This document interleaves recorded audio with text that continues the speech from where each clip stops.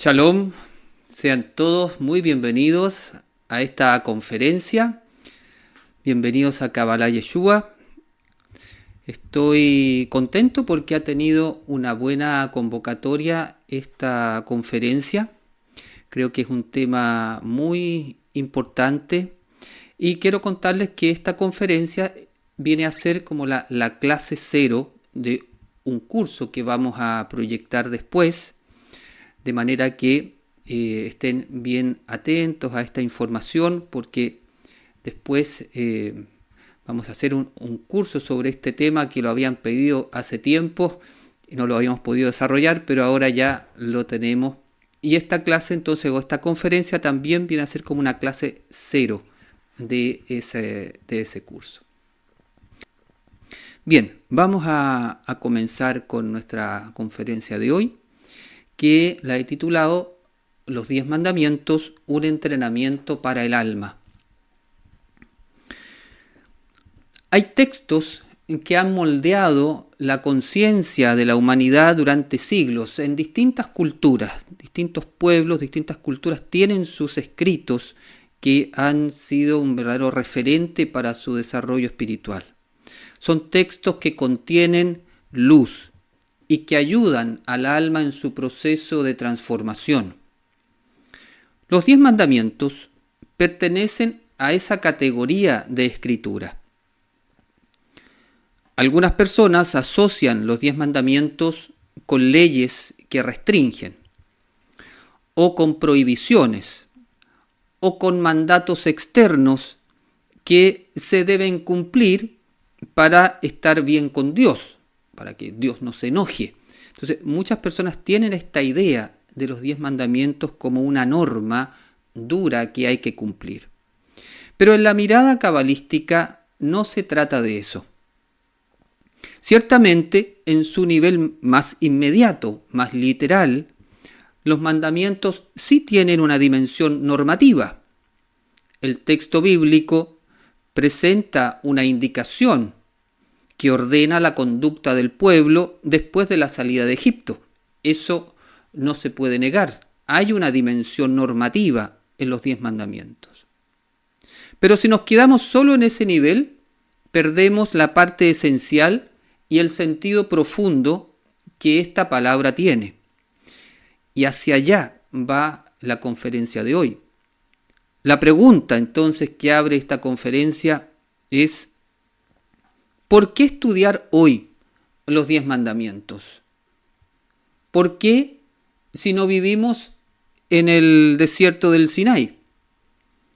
No pertenecemos al mismo mundo cultural de Israel antiguo. Nuestra sociedad tiene otro lenguaje, tiene otras crisis y otros modos de sufrimiento. ¿Por qué entonces estudiar los 10 mandamientos? Todo eso es cierto. Sin embargo, las preguntas de fondo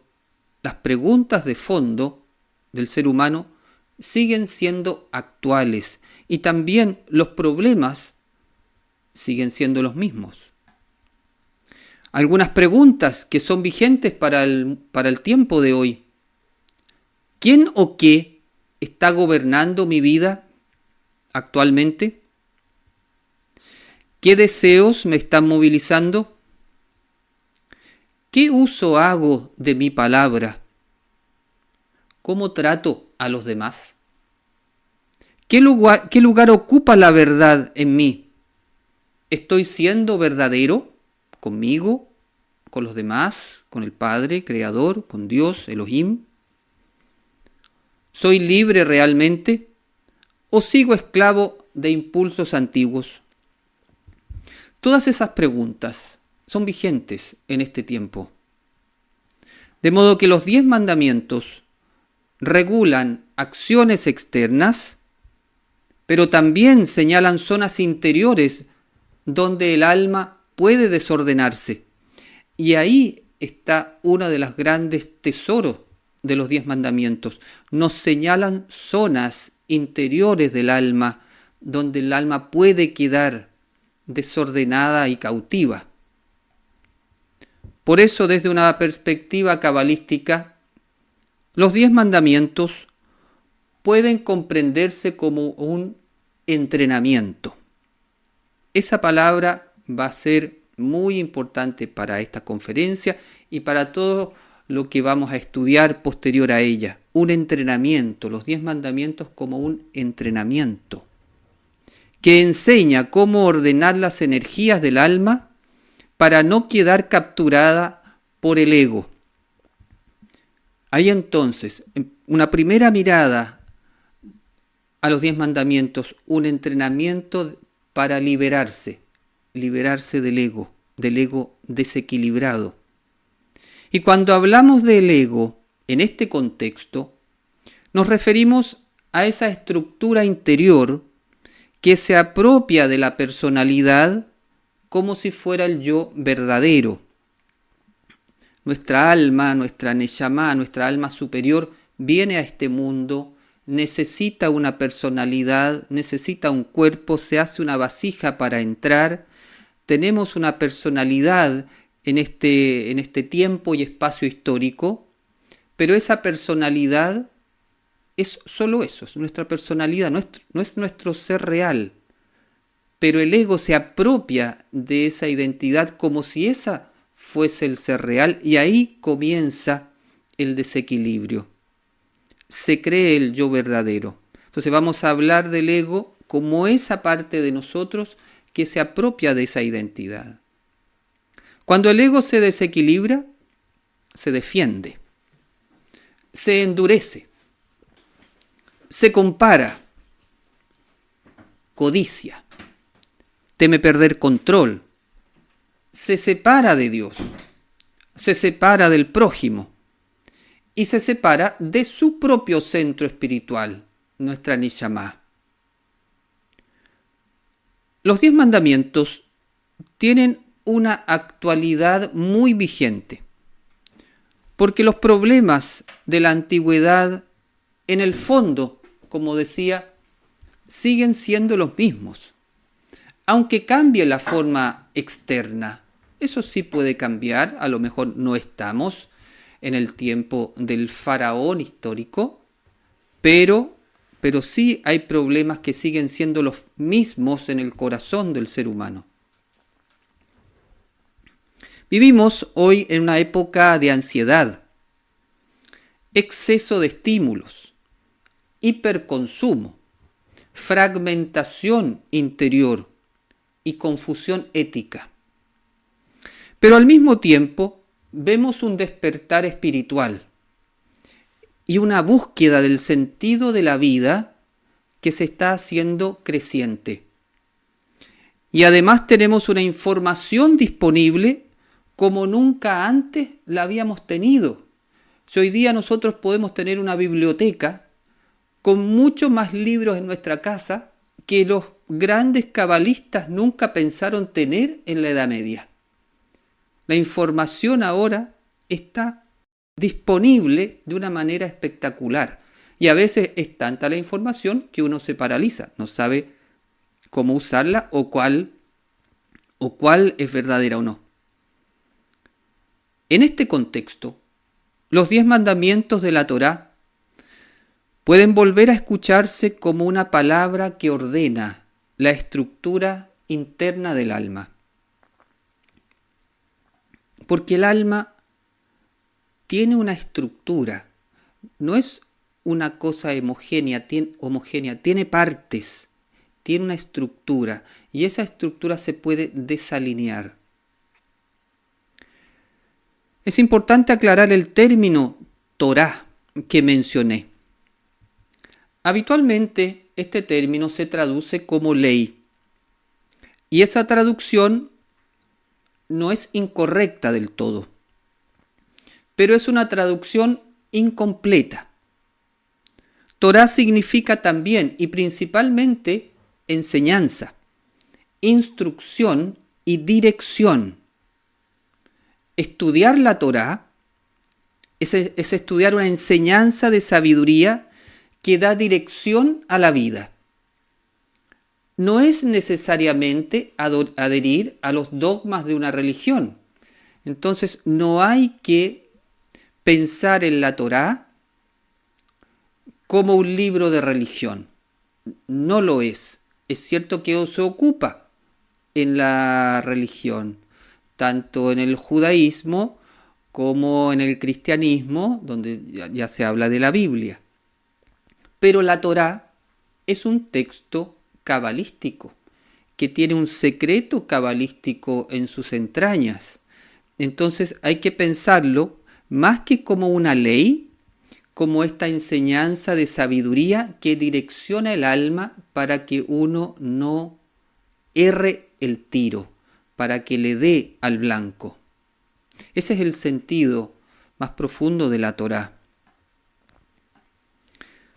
Desde la tradición nazarena, los 10 mandamientos encuentran una resonancia especial, muy especial en la enseñanza de Yeshua. Yeshua o Jesús, para los que no lo habían escuchado bajo ese nombre. Yeshua es el nombre hebreo de Jesús. Me referiré a él con ese nombre. Entonces los 10 mandamientos tienen una resonancia especial en la enseñanza de Yeshua. Para el maestro, los 10 mandamientos y el mandamiento del amor generan un mérito espiritual tan grande que abre la puerta de entrada a la vida eterna. Me detengo aquí porque esto en la tradición nazarena es extraordinario. Veremos en un texto cómo hay una relación entre los 10 mandamientos y esto que Yeshua llamaba la vida eterna.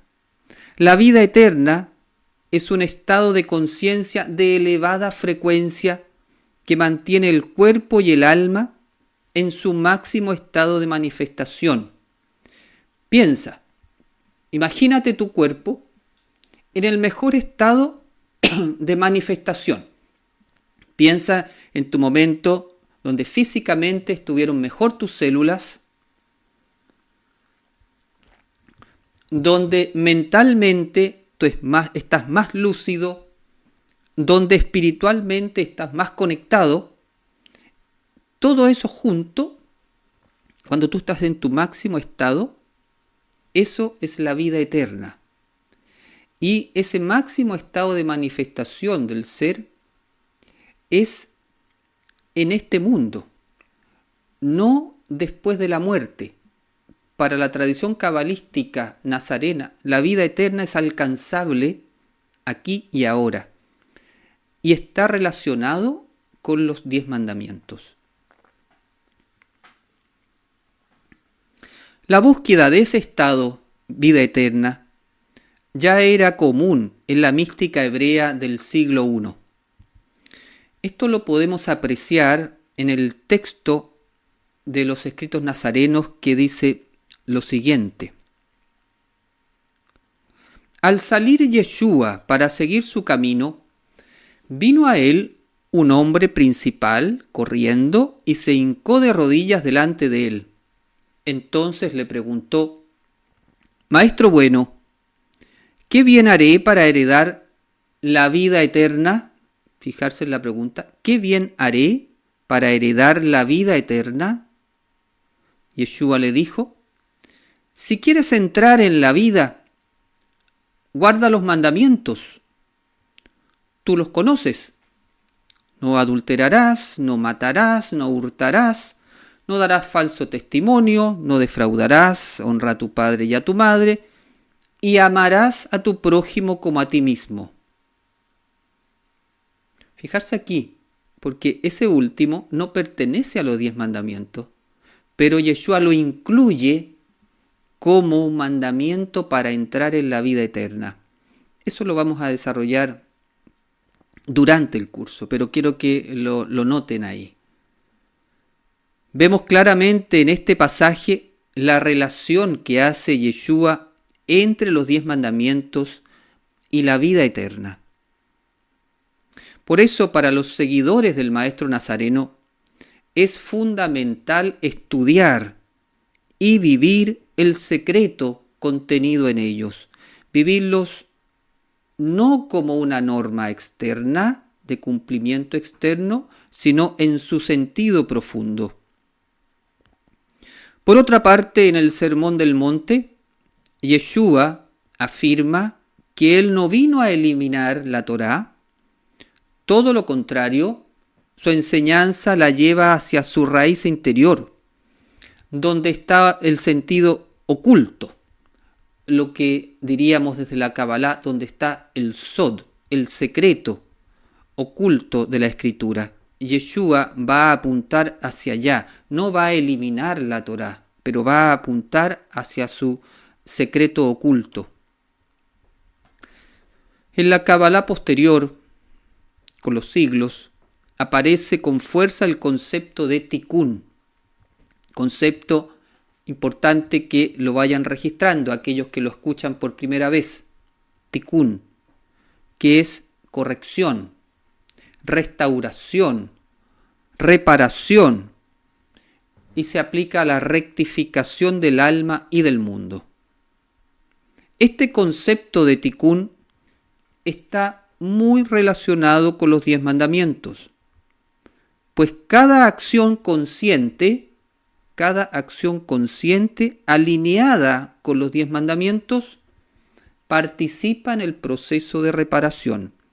Esto es un punto central de esta conferencia y de todo el curso. Cada acción consciente que uno hace alineado con los 10 mandamientos, lo que está haciendo es un proceso de reparación de su alma, de rectificación de su alma. Y al rectificar su propia alma, ayuda a la rectificación de todo el mundo, lo que Yeshua le llamaba el reino de los cielos.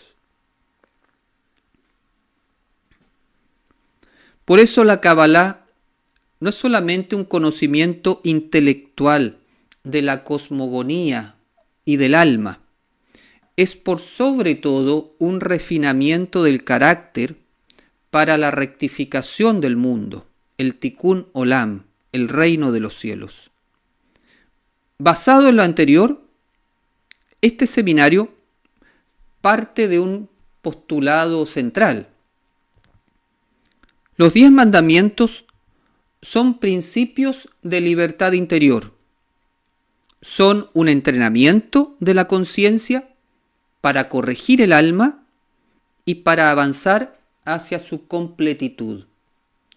Luego de corregir el alma, de reparar, avanzamos a otro estado que es la completitud para desarrollar ya todo nuestro potencial y realizar la misión que nuestra alma vino a realizar a este mundo.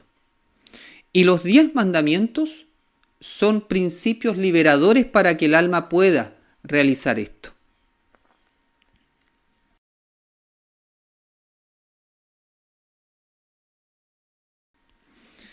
En español solemos decir los 10 mandamientos.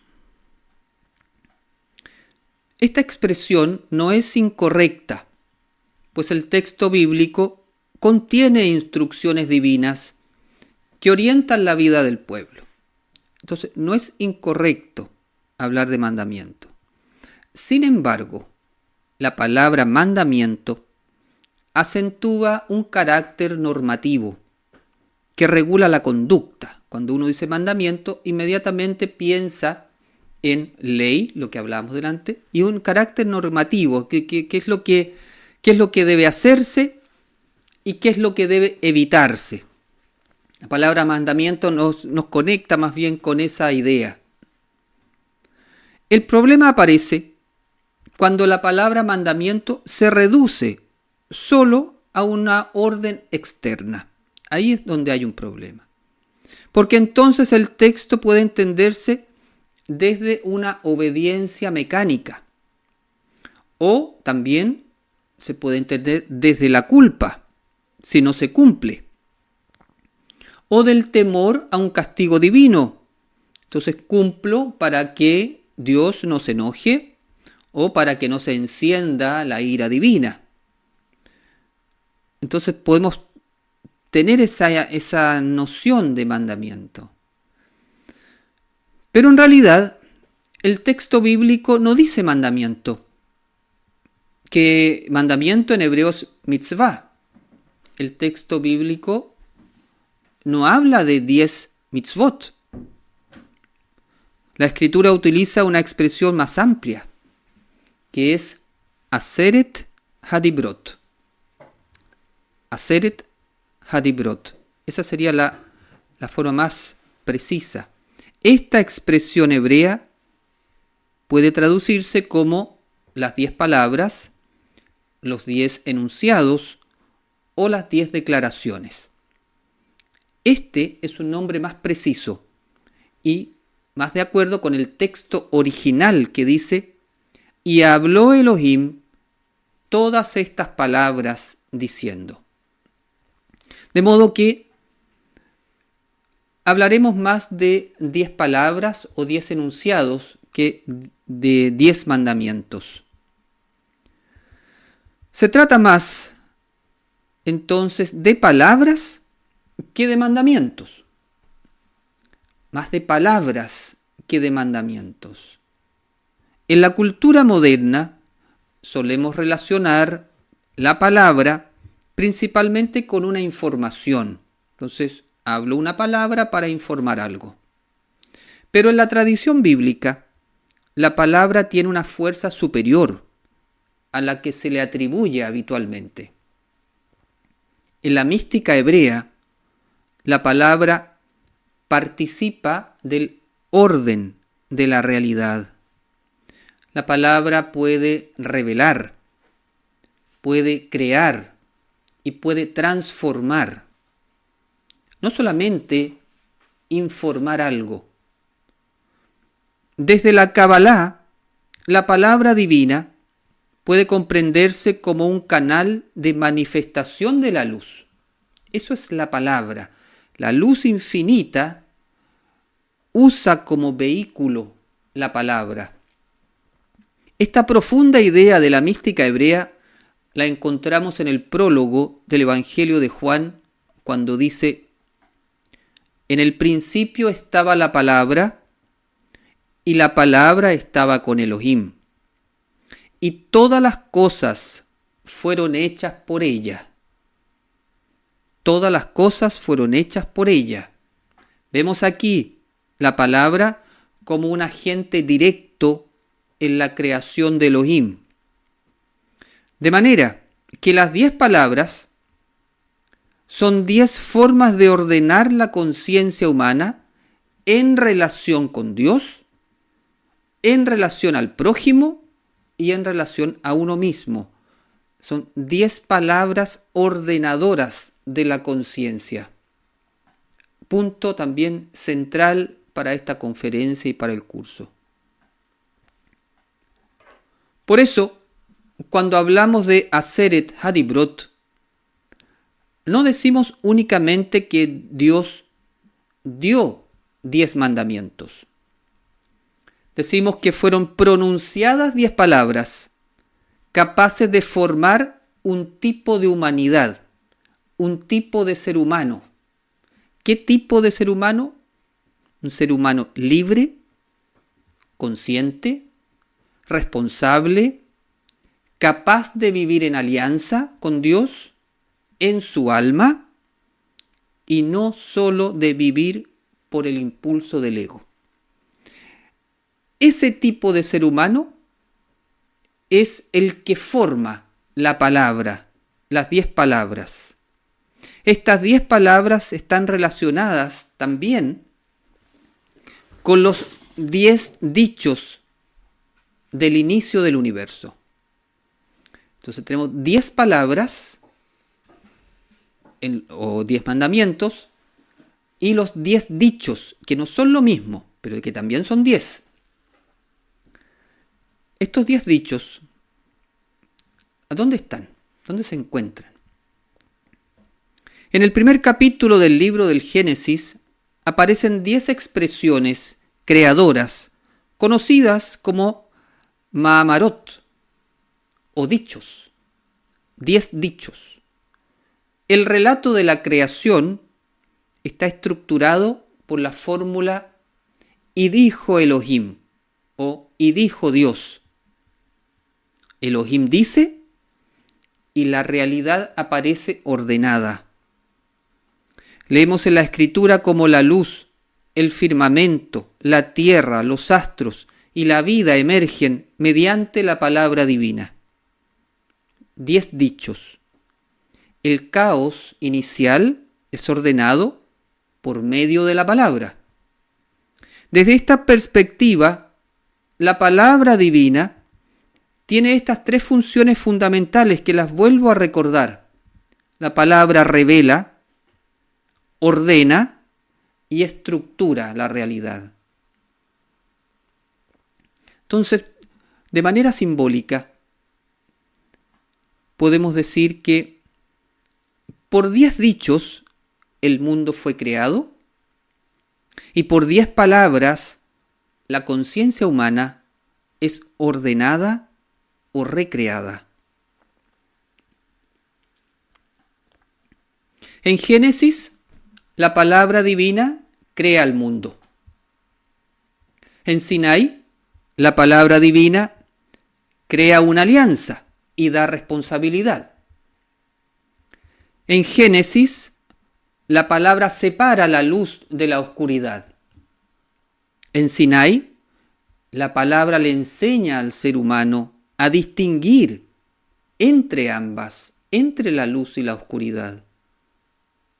Lo ayuda a distinguir entre la libertad y la esclavitud, entre la verdad y la mentira, entre la fidelidad y el deseo desordenado, y entre la codicia y el justo uso del dinero.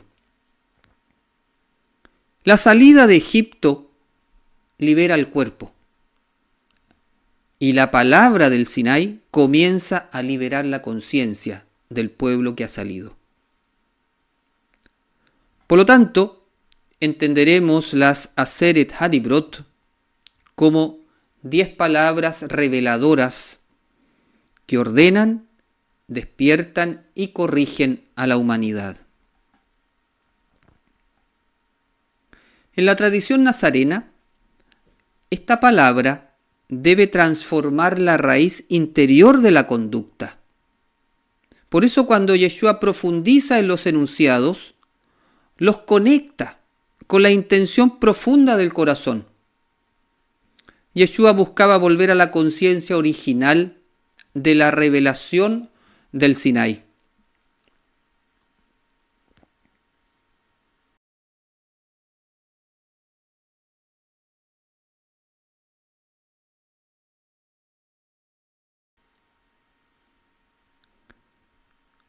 El pueblo hebreo no recibió la revelación en Egipto, ni tampoco mientras seguía sometido al faraón. Ahí no aparecieron los 10 mandamientos ahí. Israel sale de Egipto, entra en el desierto, camina y llega al monte. De modo que antes de recibir la palabra, se debe atravesar un proceso de liberación, de separación de la antigua condición y de preparación. Este orden tiene un sentido. Todo ese movimiento interior debe ocurrir para que se revelen los 10 enunciados. La salida de Egipto liberó al pueblo de una esclavitud externa. Pero el Sinaí inicia una liberación más profunda, que es la liberación de la conciencia esclavizada por el ego y por el autoengaño de la mente. El ego, cuando se desequilibra, captura la mente y la mente genera autoengaños que nos mantienen esclavos. La revelación del Sinaí inicia la liberación de ese estado de conciencia. Una cosa es salir físicamente de Egipto y otra cosa muy distinta es dejar de pensar, desear y vivir como un esclavo. Todos, de alguna manera, más o menos, estamos esclavos del ego. Esa esclavitud tiene nombres. Se puede llamar miedo, se puede llamar culpa, se puede llamar inseguridad, se puede llamar resentimiento, etc. Puede tomar muchos nombres. Por eso el relato del Sinaí es un momento importante, clave y fundamental en el proceso de la alquimia del alma. Es el momento en que la libertad física comienza a convertirse en una conciencia ética y en una conciencia espiritual. En Egipto, Israel era una masa oprimida. En Sinaí, comienza a convertirse en una comunidad con propósito. En Egipto, la vida de Israel estaba ordenada por la voluntad del faraón. En Sinaí, empieza a ser orientada por la palabra divina. Pero antes del Sinaí, hay un trayecto, que es un trayecto por el desierto.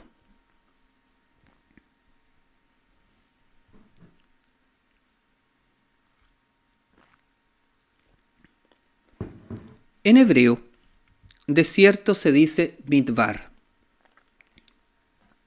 En el relato bíblico, es el espacio geográfico que Israel atraviesa después de salir de Egipto.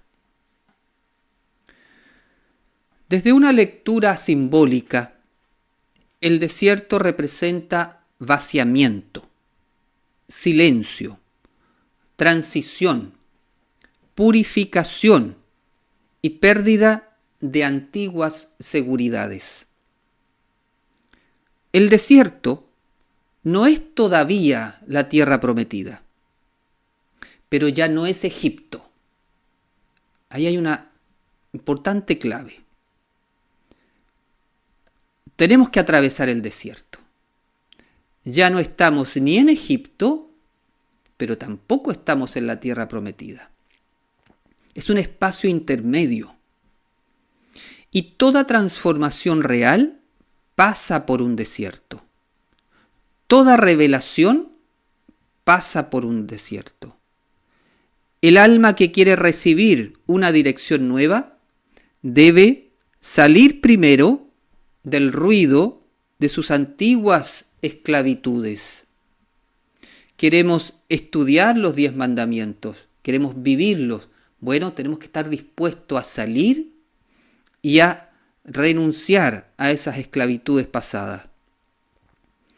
Se debe atravesar un espacio donde ya no se puede apoyar en lo conocido, pero todavía no se ha encarnado plenamente lo nuevo. Es como un salir de una zona en la cual uno ha estado muy cómodo durante mucho tiempo, salir a algo desconocido y caminar en ese estado intermedio sin que todavía pueda encarnar la tierra prometida. La pregunta es, ¿estoy dispuesto a salir a ese desierto, a levantarme de mi zona de comodidad para ir a ese desierto? El alma no recibe la palabra en medio del ruido de Egipto, sino que la recibe en el silencio del desierto. En el trayecto por el desierto, ahí aparece el monte. El monte Sinaí puede ser entendido literalmente como un lugar concreto dentro del relato bíblico, en una lectura literal, pero también puede ser entendido como un símbolo. El monte para la Kabbalah representa elevación, ascenso, punto de encuentro entre el cielo y la tierra. Allí lo superior desciende y lo humano asciende. Todo eso en el desierto. La palabra divina desciende hacia el pueblo, pero el pueblo también debe elevarse en su conciencia para recibirla. Es el triángulo que baja y el triángulo que sube y se une para formar el Maguen David. Desde la Kabbalah podríamos decir que la luz necesita recipiente. Si el recipiente no está preparado, la luz puede ser mal recibida, puede ser distorsionada o puede ser incluso rechazada. Por eso, antes de la revelación, hay separación, purificación y un temor reverente, que es un estado no de miedo como uno lo entiende, sino de un respeto reverencial hacia lo sagrado. El texto bíblico describe la escena del Sinai con fuego, nube, trueno, sonido y estremecimiento. Estos elementos expresan la magnitud de una experiencia que supera la vida ordinaria. O sea, el Sinai no es nuestra vida corriente, cotidiana, así como la normalidad. Hay un encuentro, una experiencia mucho más grande, más profunda. La revelación no es simplemente recibir ideas correctas u órdenes. Experimentar la revelación del Sinai es tener la experiencia de la presencia divina que reordena la conciencia y que te mueve hacia tu transformación. Todos los que están aquí escuchando esta conferencia, que se han movilizado,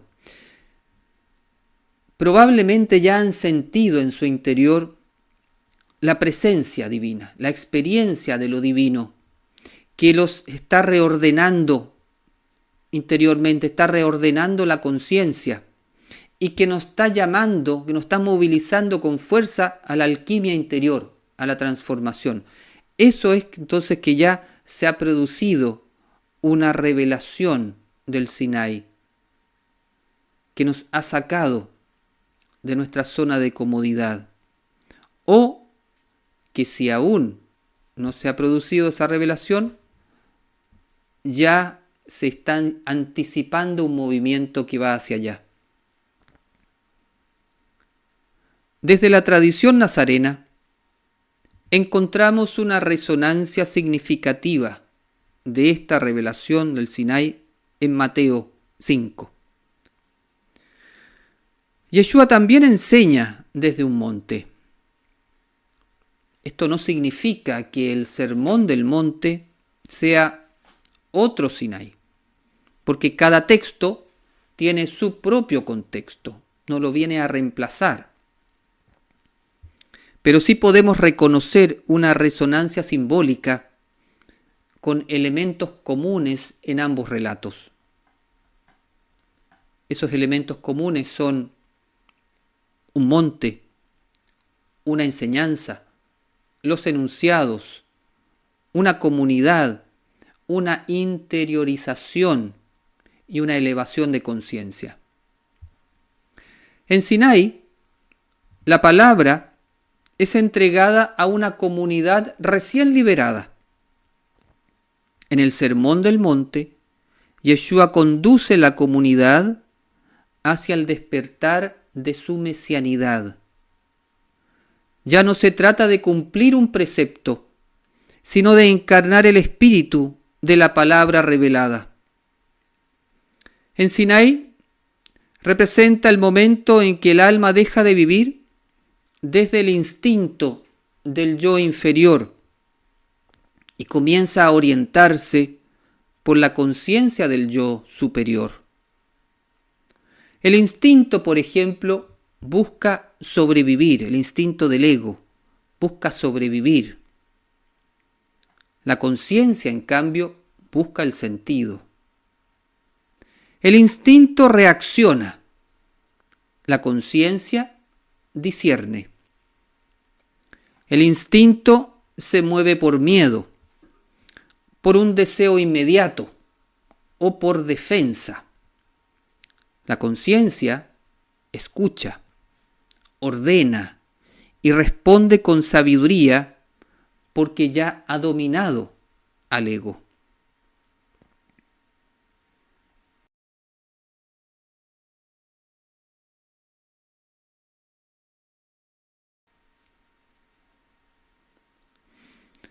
El Sinaí no se entiende sin Egipto. La revelación no se comprende plenamente si olvidamos la esclavitud en la cual se estaba. Las 10 palabras no pueden interpretarse correctamente si las separamos de la primera frase con la que comienza. La que comienza las 10 palabras. No se puede separar toda esta revelación de los 10 mandamientos del Sinaí, de Egipto, todo eso no se puede separar de la primera frase de los 10 enunciados. El texto del Éxodo 20, comienza con una declaración de identidad y de liberación. Dice, yo soy Yod-Heh-Vav-Heh, tu Elohim, que te saqué de la tierra de Egipto, de la casa de esclavitud.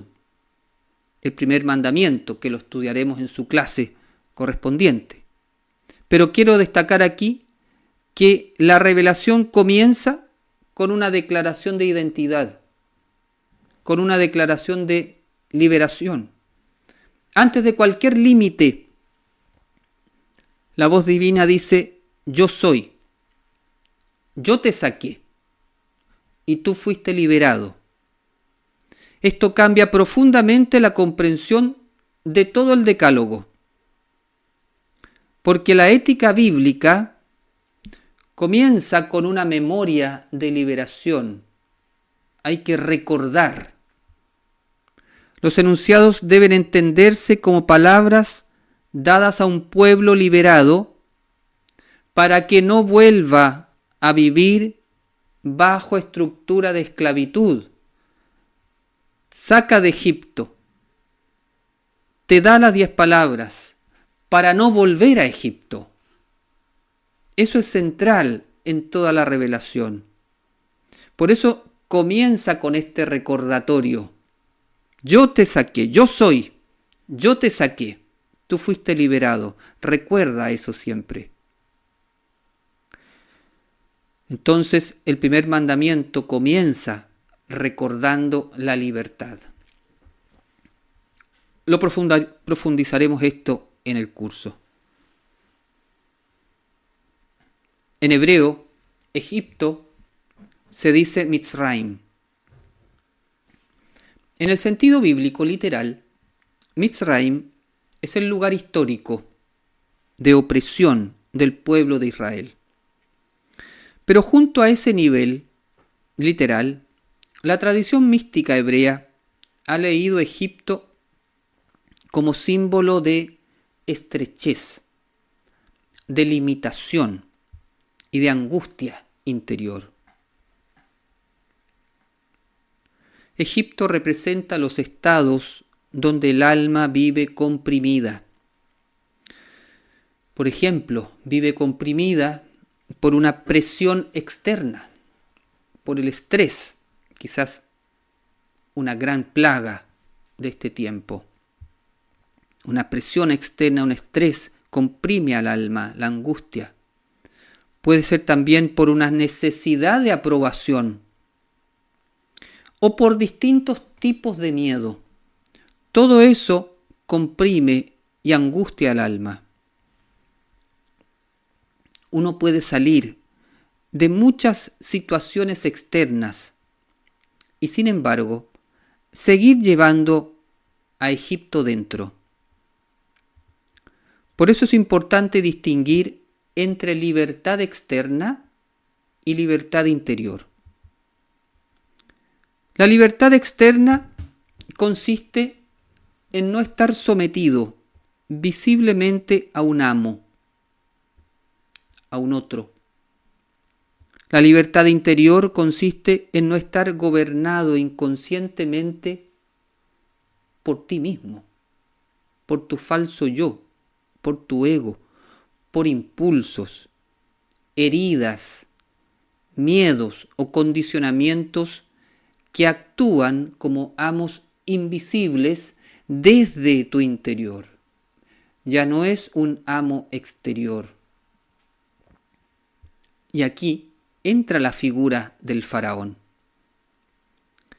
En el relato bíblico, Faraón es el poder que no deja salir a Israel.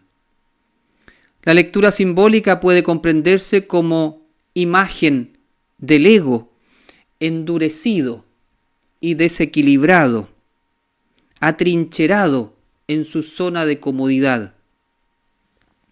El ego en este contexto espiritual es la estructura interior que se apropia, controla, teme perder el dominio, teme perder lo que tiene, se defiende, se endurece y se resiste a la transformación. El faraón interior dice: no sueltes, no cambies, no salgas, no escuches la voz que te llama a una vida más amplia. No vaya a ser que pierdas lo que tienes. Y así se hipoteca el alma y la felicidad.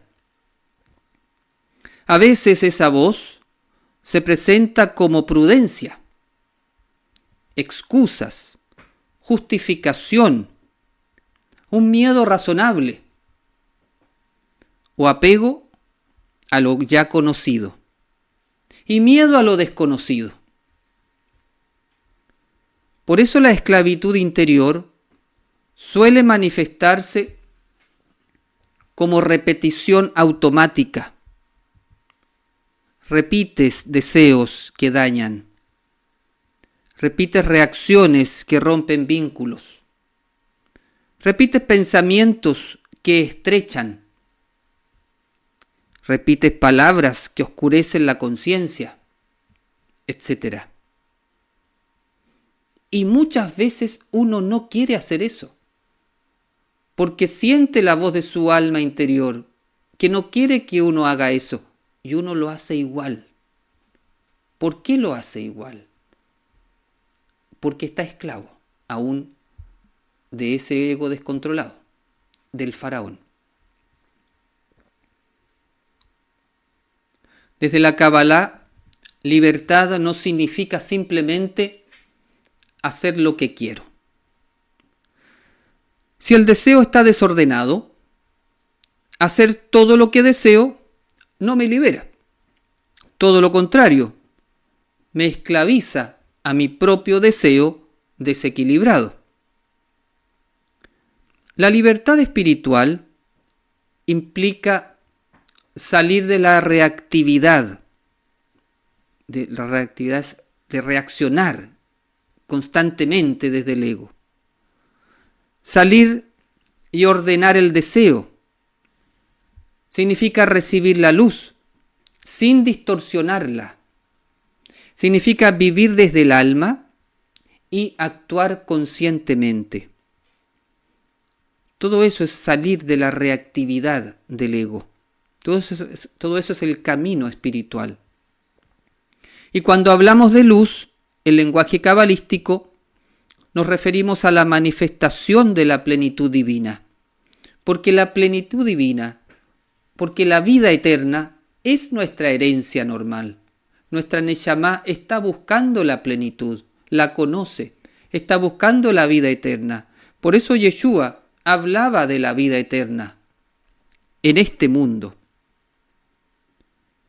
Cuando hablamos de recipiente, hablamos de la capacidad del ser humano para recibir, guardar y compartir esa luz. Esa es la definición que a mí en lo personal más me gusta de lo que es un cabalista. Aquel que recibe la luz la guarda para su transformación y la comparte para la transformación del mundo.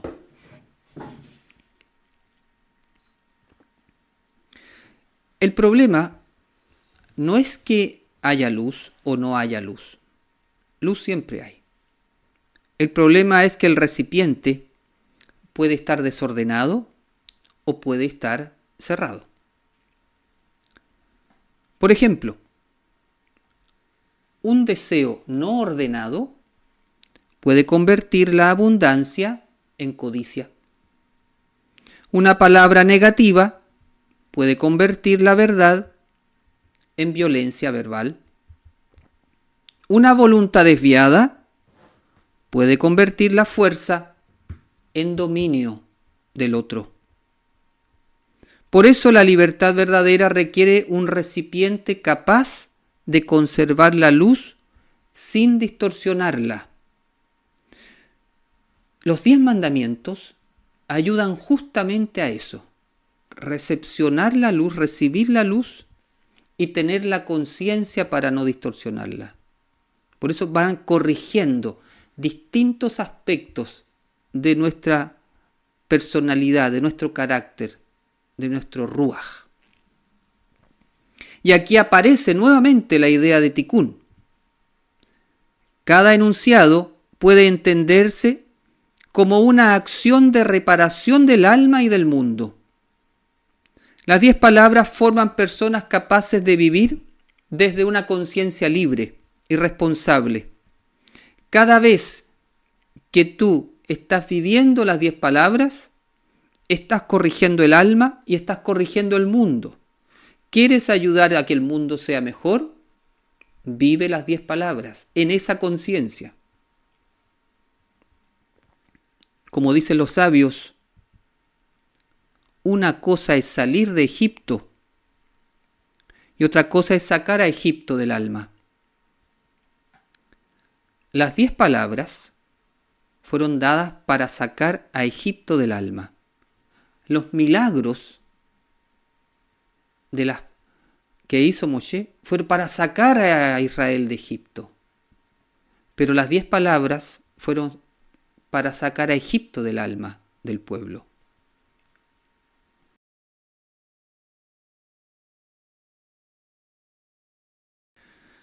Egipto representa la estrechez del alma y las 10 palabras son el camino para liberarla entonces. Faraón representa aquello que no deja salir hacia la luz. Y los enunciados revelan cómo salir hacia la luz. ¿Qué es lo que te impide hoy día salir hacia la luz? Ese es el faraón. Y los enunciados vienen a ayudar a que puedas salir. La esclavitud interior desordena el deseo, nos desordena la palabra, nos desordena los vínculos, nos desordena la verdad y nos desordena la acción. Las Aseret Hadibrot ayudan a restaurar todo ese desorden. Este es el corazón conceptual de esta conferencia. Las 10 palabras, entonces, son un entrenamiento de liberación del alma. Esa es la propuesta central de esta conferencia y del curso. La Kabbalah, en su sentido profundo, busca conocer el orden oculto que sostiene la vida. Una de las herramientas más importantes que utiliza la mística hebrea para lograr ese objetivo es el árbol de la vida, el cual es un modelo de 10 energías llamadas Sefirot. Este es un modelo conceptual relacionado con la estructura energética del alma y del universo. Cuando la Kabbalah habla de las Sefirot del árbol de la vida eterna, habla de modos de manifestación de la luz divina. Pero también habla de dimensiones del alma, Por ejemplo, dimensiones del alma pueden ser o son la voluntad, la sabiduría, la inteligencia, la bondad, el límite, la belleza, la perseverancia, la humildad, el vínculo y la manifestación. Todos atributos divinos que están en el alma. Todos atributos que vamos desarrollando a través del camino del árbol de la vida. Es decir, las sefirot son atributos divinos, pero también son facultades espirituales del ser humano. Son energías cósmicas o cosmogónicas y también son dinámicas psicológicas de nuestra mente emocional, del Ruach. Son estructuras de la realidad universal y también son estructuras del carácter. Por eso la Kabbalah tiene dos preguntas fundamentales. ¿Cómo está organizado el universo? ¿Y cómo debe ordenarse el mundo interior del ser humano para que esté en sintonía con la conciencia cósmica? Conocer las sefirot implica conocerse a sí mismo para corregir los desequilibrios y luego avanzar a la realización de la misión del alma. La misión del alma es fundamental. Hago un paréntesis para decir que la misión del alma la vamos a desarrollar en profundidad en el retiro de noviembre. Así que los dejo invitados para ese retiro en noviembre en Chile. Cierro el paréntesis. La tradición mística hebrea ha relacionado las 10 palabras con las 10 sefirot. Pero aquí es importante aclarar lo siguiente. No existe una única correspondencia entre cada mandamiento y cada sefirá. Distintas escuelas proponen relaciones diferentes. En el curso vamos a proponer una relación y vamos a ir viendo cada mandamiento en relación a una sefirá. Así, cuando se establece esta relación, aparece una comprensión nueva de las 10 palabras. Muy interesante. Porque cada una de las 10 palabras señala un área donde el alma puede desequilibrarse y también muestra una puerta por donde se puede recuperar el equilibrio. Mire qué interesante esto. Cada una de las 10 palabras, entonces estamos lejos de que solamente sea una norma externa.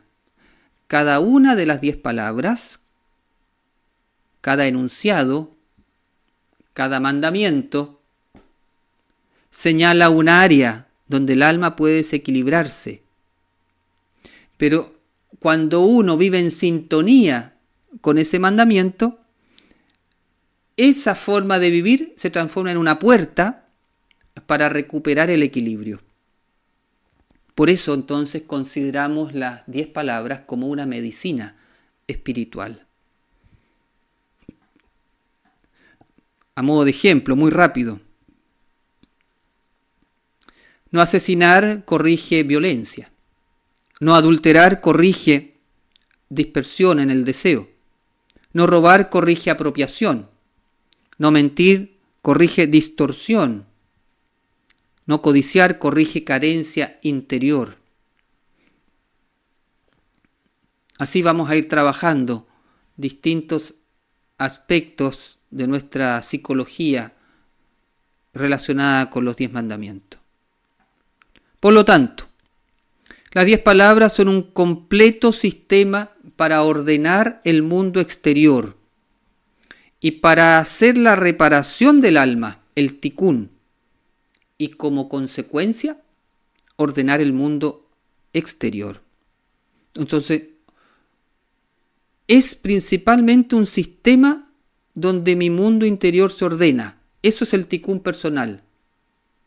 Pero el tikkun personal siempre está asociado al tikkun universal. Entonces los 10 enunciados son ese sistema de tikkun completo.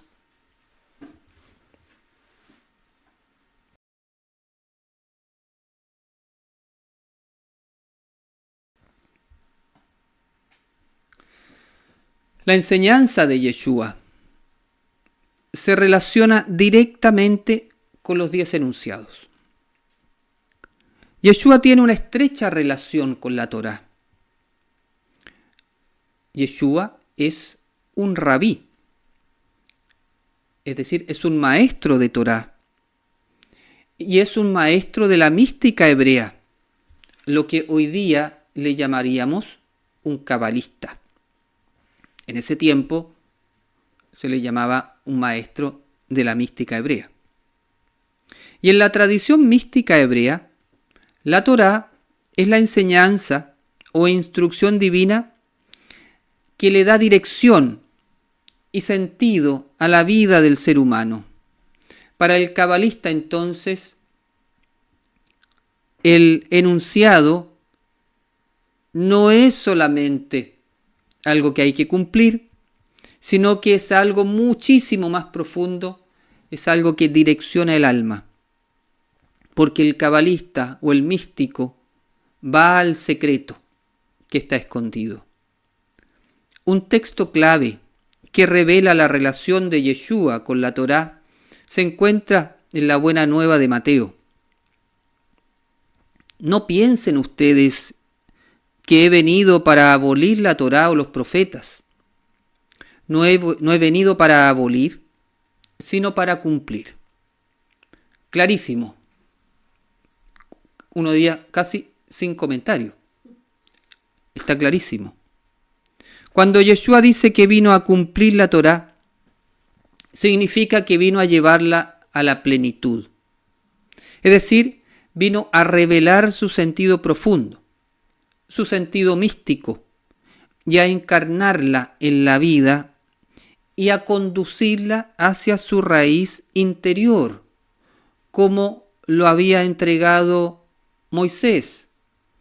El mismo movimiento espiritual que hicieron los esenios, que se retiraron al desierto y armaron sus comunidades en distintas ciudades con el objetivo de volver al sentido último o primero que tuvo Moisés al entregar los 10 enunciados, que después habían quedado como cubiertos con muchos otros mitzvot, mandamientos, que incluso se fueron colocando como más importantes que estos 10 enunciados originales.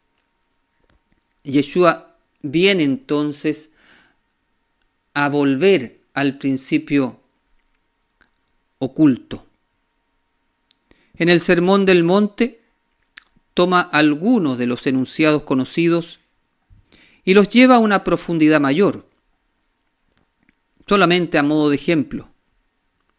Dice, oyeron que fue dicho, no asesinarás. Pero yo les digo, y da su enseñanza. No niega la prohibición del asesinato, pero él profundiza su sentido.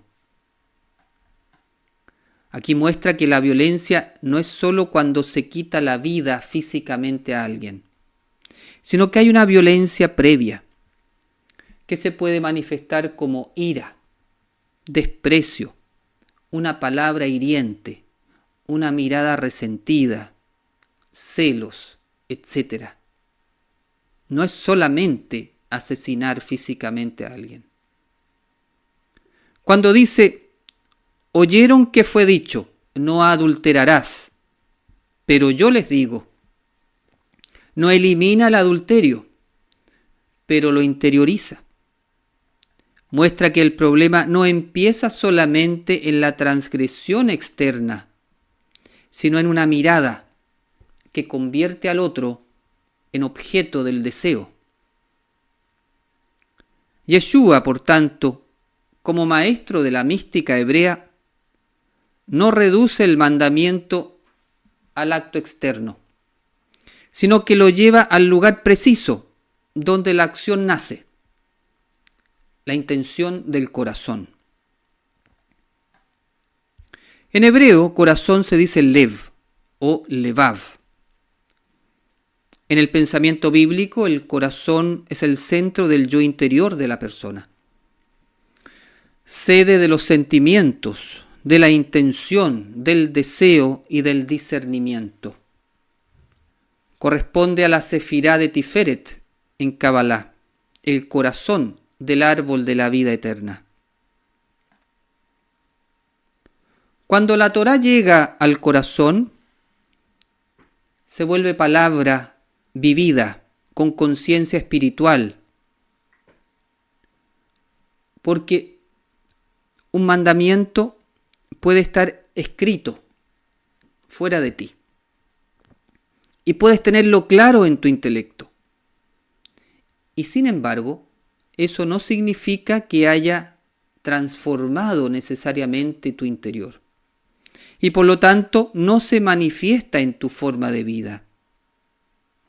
Puedes conocer la norma y seguir deseando incumplir la norma desde el ego. Puedes respetar una forma externa, pero conservar ira, codicia, lujuria o mentira. Por eso Yeshua dice: no basta que el mandamiento esté escrito en piedra, debe ser sellado en el corazón.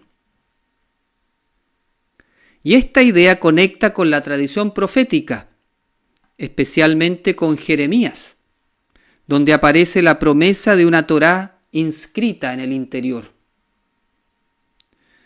De manera que para la enseñanza espiritual de Yeshua, no se trata entonces de eliminar la Torá, sino de pasar de un cumplimiento externo del mandamiento a una relación interiorizada, consciente y que transforme la vida de la persona. Desde la Kabbalah, aquí comienza un verdadero tikkun. Si la acción externa nace de un deseo desordenado o de una intención torcida, la corrección del alma no se producirá. Para corregir el alma, la acción no puede quedarse en la superficie. La intención debe provenir de la conciencia del yo superior.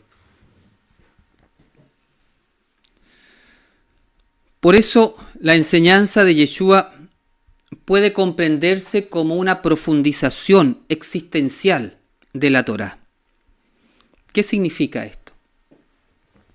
Que no basta decir: no he matado, no he asesinado a nadie. Hay que preguntar: ¿he permitido que la ira gobierne mi corazón? No basta decir: no he adulterado. Hay que preguntar: ¿está mi deseo ordenado o disperso? No basta decir: digo la verdad. Hay que preguntar: ¿mi palabra surge para iluminar o para satisfacer el ego? Y eso se puede trabajar en cada mandamiento, que es lo que vamos a realizar.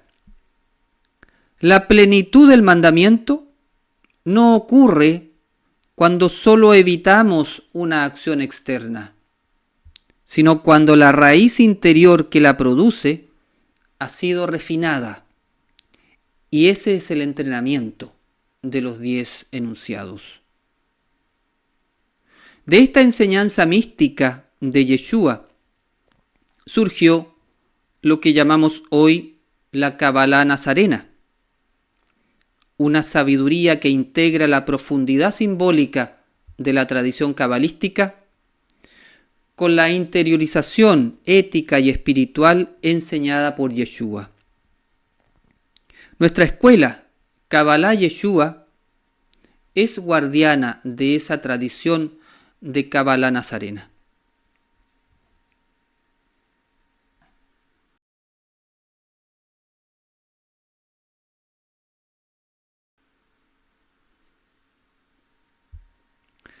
En síntesis, hasta aquí hemos recorrido una secuencia completa. Comenzamos preguntándonos por qué estudiar hoy los 10 mandamientos. Vimos que no basta leerlos como prohibiciones antiguas ni como moral exterior desconectada de la vida interior. Luego observamos que la tradición hebrea los llama Aseret Hadibrot, las 10 palabras, 10 enunciados reveladores que buscan formar la conciencia. Después contemplamos el Sinai como lugar de manifestación, símbolo del encuentro entre la conciencia humana y la palabra divina. Miramos también Egipto, Mitzrayim, como imagen de la estrechez interior, todo estado donde el alma vive comprimida, angustiada por miedo, soberbia o ego endurecido. De allí pasamos al árbol de la vida eterna y a las sefirot, comprendidas como modos de manifestación de la luz divina y también como dimensiones del alma. Bajo esa lectura pedagógica, las 10 palabras pueden entenderse como un entrenamiento del alma. Y finalmente vimos el eje nazareno en el cual Yeshua no elimina la Torá, sino que la conduce hacia el corazón. En el Sermón del Monte el mandamiento no queda reducido a la acción externa, sino que se desplaza hacia la intención de la conducta. Y ahora podemos reunir todo en una sola idea. Los 10 enunciados son un camino de tikún, una vía, un modo, un entrenamiento de reparación del alma. Cuando hacemos tikún, la vida fragmentada por el ego desequilibrado vuelve a encontrar su unidad, su dirección y su luz al retornar a la Neshama. Los enunciados enseñan lo que debe hacerse y lo que debe evitarse para manifestar la imagen y semejanza divina presente en el alma y para manifestar la conciencia Mashiach que la habita, que es el propósito de toda alma que viene a este mundo, revelar la luz infinita del Creador. Vivimos en una época marcada por el estrés, la ansiedad y el sufrimiento. Muchas personas tienen libertad externa, pero viven interiormente esclavas. En este contexto, las 10 palabras siguen siendo en este tiempo una inmensa ayuda para guiar la vida, para darle sentido y para evitar que el alma vuelva a la angustia de Egipto.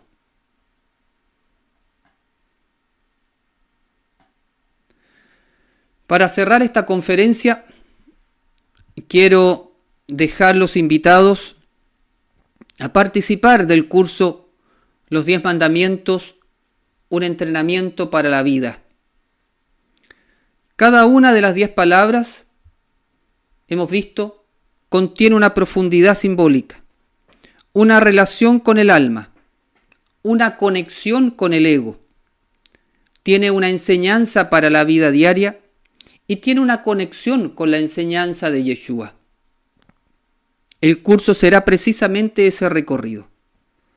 Será un camino de estudio, también de reflexión personal y de práctica consciente. Un viaje donde estudiaremos los enunciados como un programa de entrenamiento hacia la libertad del alma. Veremos su aplicación al desarrollo personal para liberarse de patrones mentales negativos y desarrollar las virtudes del alma.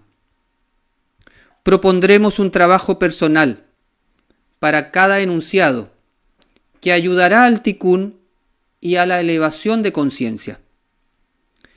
En definitiva, transitaremos las 10 palabras como un camino hacia una vida más plena y feliz, lo que Yeshua llamaba la vida eterna.